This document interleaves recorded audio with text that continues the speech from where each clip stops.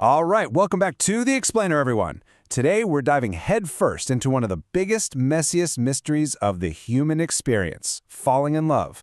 But hey, we're going to strip away all the poetry, skip the cheesy movie tropes, and look exactly at what is physically happening inside your body when you get struck by those intense feelings of romance. So let's just jump right in with a question to get us started. Does love really come from the heart? I mean, from the time we're little kids, we're completely conditioned to think love is this magical, unexplainable aura just radiating from our chests, right? We're doodling hearts on our notebooks, people tell us to listen to your heart, and we totally blame it when we fall for someone.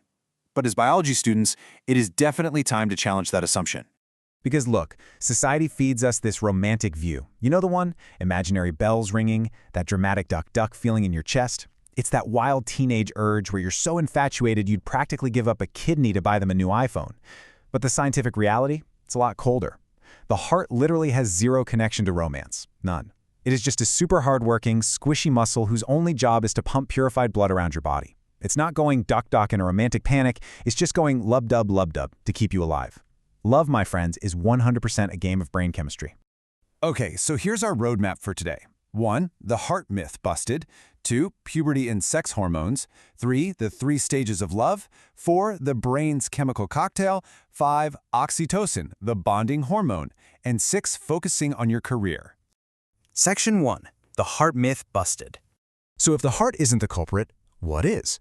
Well, the answer is locked right inside your skull. Love is actually a highly coordinated, crazy chemical game orchestrated almost entirely by 2 specific regions in your brain, the hypothalamus and the limbic system. These are the absolute command centers for your emotions, your drives, and your attachments. So when you say, "Oh, I'm falling in love," without even realizing it, what's actually happening is these parts of your brain are secretly firing off complex chemical signals completely behind your back. Section 2. Puberty and sex hormones. All right, let's talk about the physical catalyst for all this beautiful chaos. We're talking about the activation of your body's endocrine glands during puberty. And this age range, 15 to 18, this is absolutely crucial. See, before you're 10 or 12, most kids don't really have a clue about romantic love.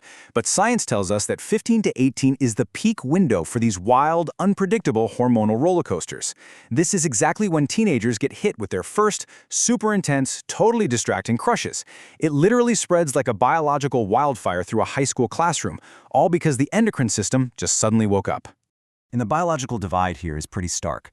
When boys hit this age, their bodies get flooded with a hormone called testosterone. That brings on the physical stuff, facial hair, a deeper voice, muscle development, and sperm production. Meanwhile, girls are getting a massive surge of estrogen, triggering breast development, widened hips, and a higher-pitched voice. But here's the kicker.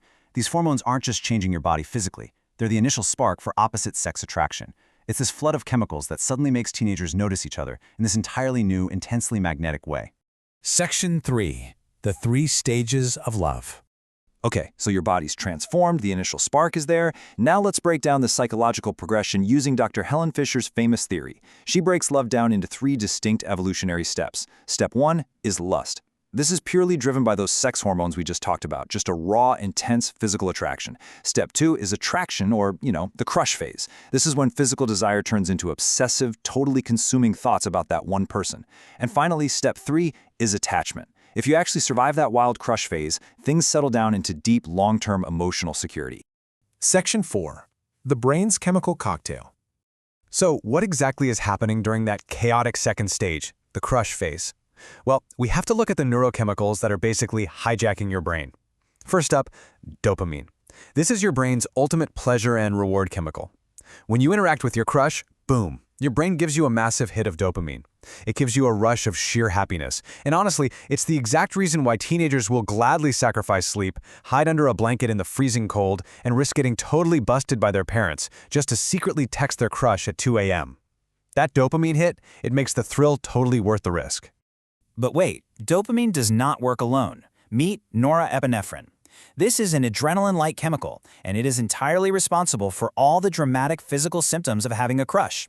Ever wonder why, when your favorite person walks into the room, you just suddenly lose your appetite? Or why your palms get super sweaty and your heart literally starts racing? Don't worry, you're not having a medical emergency. Your brain is just pumping you full of norepinephrine. Now here is where it gets absolutely fascinating. Serotonin. Normally, this is your mood stabilizer. But during a crush, your serotonin levels actually plummet. They drop. And this plunge is exactly why you end up obsessing over this person 24/7. It's why you can't focus on studying, and instead, you're analyzing tiny, completely meaningless details like, oh wow, look how perfectly they write their letters, or they looked amazing in that one specific black shirt. That drop in serotonin literally robs you of your ability to think about anything else. Section 5. Oxytocin, the bonding hormone. Let's see how all this chaos builds into something a bit more stable in the final stage of love. This is where that wild obsession settles down, and it is ruled by oxytocin. This stuff is powerful. It's the hormone that builds profound trust, emotional security, and long-term connection. When you move from attraction to attachment, oxytocin takes the wheel. It makes you feel like you safely belong with someone. Cue the dramatic "I can't live without you" declarations. And here is a crazy biological fact for you. This is the exact same hormone released in a mother's body when she gives birth. It creates that instant, unbreakable bond between mom and baby. It is literally nature's ultimate glue. Section 6. Focus on your career. All right, now that we've totally demystified the science of love and exposed the chemical strings pulling your brain, let's talk about why this actually matters for you as a student. Take a look at these takeaways. First, you have got to realize attraction is just natural chemistry. It's not magic, it's not destiny, it is biology. Right now, your hormones are fluctuating wildly, so getting distracted by these completely natural chemical cocktails, it's entirely normal. We all go through it. But, and this is absolutely crucial, these chemical storms are temporary. Your ultimate goal right now is to maintain your focus. Building a solid future requires the self-control to navigate right through these everyday biological distractions. So I want to leave you with this really grounding thought. Control your hormones, focus on your career. Now that you know a crush is basically just a temporary chemical virus hijacking your brain, you have the power to take control. But it does leave us with a pretty wild question. If our strongest, most intense feelings are really just neurotransmitters firing in the dark, how much of love is actually free will? Think about that for a bit, and I'll see you in the next explainer.